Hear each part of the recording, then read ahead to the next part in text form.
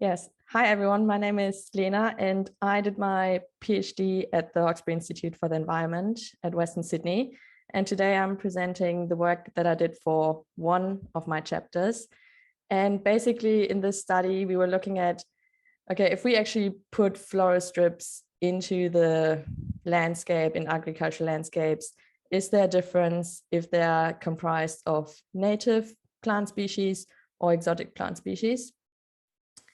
So we know that many crops and also native plants rely on animal pollinators in order to set seed and for them to be the pollen vectors. And also then in terms of food security, that we get a good yield. And the main pollinator species that we are heavily reliant on at the moment is the European honeybee, which is handy because it can be moved around in hives, and there are huge pollination events where those hives are being moved into the crops in order to deliver this pollination service. However, there are certain risks associated with this, which is, first of all, that there might be specific diseases or pests that can reduce the honeybee numbers. And in Australia, we're fortunate we don't have the varroa mite yet, but it's only a matter of time. So what if our honeybee colonies collapse and they can't deliver those pollination services anymore? One thing that we often forget about is that in the landscape, we have the native pollinators that are resident and that can also deliver those pollination services. And we're not only looking at bees, these can be flies, hoverflies, so all sorts of different insect taxa. However, in recent decades, there has been the discussion about we have a native pollinator decline due to various reasons, which one of them is that we are destroying the habitat and they don't have the resources to survive and thrive.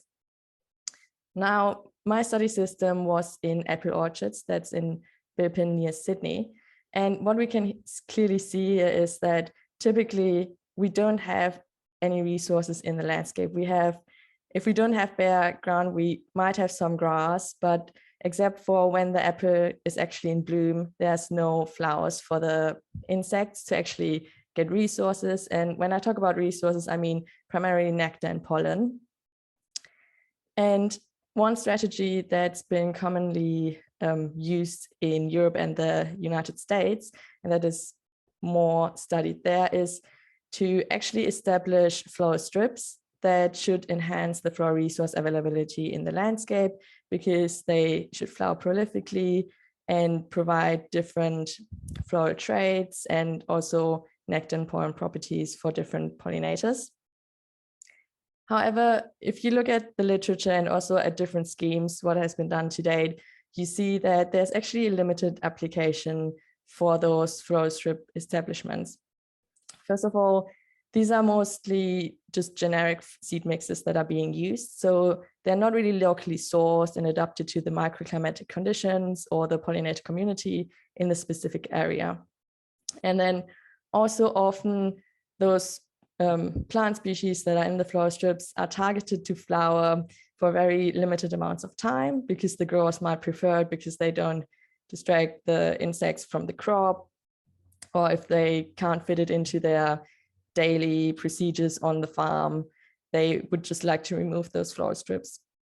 So basically what I was looking at was that when we try here in Australian landscapes to establish floral strips, if we have native and exotic species, how do actually the phenologies of them differ? So first of all, I predict or hypothesized that the native floral strips would actually provide greater flowering richness and resource availability because they are better adapted. And then the exotic species, they would have shorter flowering windows. And the second question I was looking at was really assessing whether the pollinator community differs between those two strip types, native versus exotic. And my hypothesis was that the native floral strips actually are more attractive to the native pollinators, whereas the exotic floral strips would be more attractive to the European honeybees because they co-evolved. So what I did was, for the native floral strip, first of all, I had to develop a local native seed mix where I selected 23 plant species that are naturally occurring in the Sydney region and also in our study area where the apple orchards are. In the native bushlands, they're still sometimes found there. And those plant species, they covered a wide range of floral traits.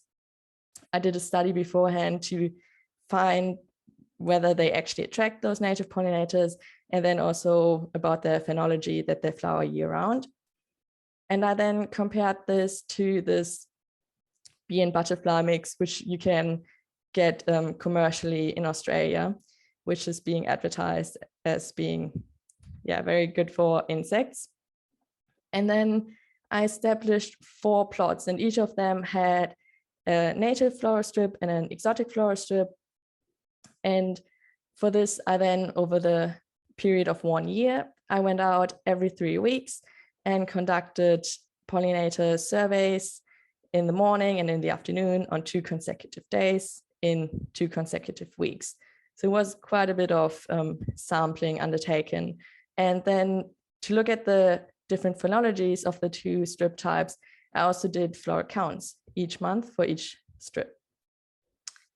And if we're now looking at the flowering phenology data that I got for the 2 different strip types, we can see here on the left that was for the native flower strips. So the gray, the darker the gray, the more prolifically the plant species was flowering. And you can see that for the native flower strips, more plant species were actually flowering at the same time. They produced a lot of flower numbers, and also they basically more species came up and flowered in the end. Whereas on the right side, if we look at the exotic species, we had a more limited availability of flowers for these, and they flowered for relatively short durations. And if we now put in, so this is the apple crop flowering period, those green boxes, you can really see when insects would benefit from apple crop bloom, whereas if we put in those floral strips, there would be much broader flowering windows to receive floral resources from those strips. So if we sum this up, I found that native flower strips had a high flowering richness and they flowered for longer durations. And due to this, the flowering phenologies were also overlapping. And for exotic flower strips, although at certain times of the year, for example, during winter, they had a higher floral abundance, there were a lot of resource gaps. Now, if we look at the insect data on the different strip types, you can see 3 graphs here. The one on the left is all insect taxa combined, and then I split it up for native insects versus only honeybee. And what we can see here for each month, that most of the year, basically, native insects were more commonly found on native flower strips, whereas, as predicted, European honeybees actually preferred visiting the exotic flower strips. And if we now look at this for different insect groups, where I split it up even further, the main point that I would like to highlight is that during colder months, I actually saw that the flies, they were actually more commonly found on the exotic flower strips. And this is different to the patterns that we saw with the other insects. We can now also collapse this a bit further and look at the seasonal insect abundance, where it's the same pattern, that basically native bees, Coleoptera, Hemiptera, were more frequently found on native flower strips. And again, Diptera were more abundant on exotic strips in winter, and the honeybees year-round on the exotic flower strips, although they also visited the native flower strips. And when we then also look at the species richness across the different seasons, basically the main factor to highlight here is that I found different patterns, not only between the different insect groups, but also within the groups for abundance and richness. So if we have to think about what would we actually want to achieve with the flower strips, we have to look at, do we only want to increase numbers, or do we want to increase species richness? Which pollinators exactly would we like to promote with those floral strips? So if we look at the conclusions, basically we have the chance to optimize floral enhancements if we actually develop the local seed mixes, which are really sourced from the region and not, we also can't really do a general Australian one because of those completely different climates and environments that we have across the landmass. So if we have those local seed mixes that are primarily made of perennial species that ensure flowering overlap, there are no resource gaps. We can say, yes, those native plants definitely support more native pollinators. And if we look at these exotics, they are really species specific for honeybees and they have more short-term benefits.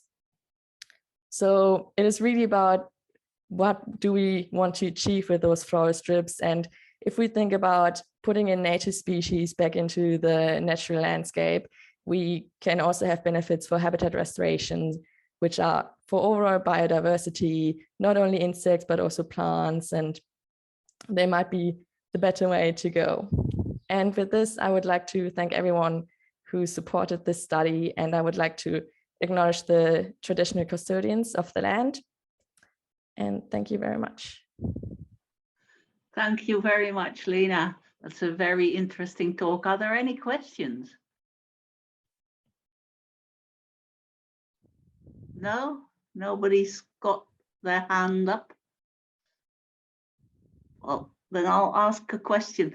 Do you have any inkling of whether this led to better pollination or whether this increased the number of bees or other insects on the flower, on the apple flowers? Yes, that's the million-dollar question. So basically, we did not have the capacity to explicitly test this. Of course, that would be the next step because, yeah, we can basically only tell the difference between those two flower strips, but whether they actually overspill to the crop, we can't really predict yet. So it's definitely on the list to do next. Yes, yes. And also many apple growers don't have the room to make flower strips. They just have the apple orchard. Would there be any potential for mixes that they can drive over, for inter-row mixes, you think?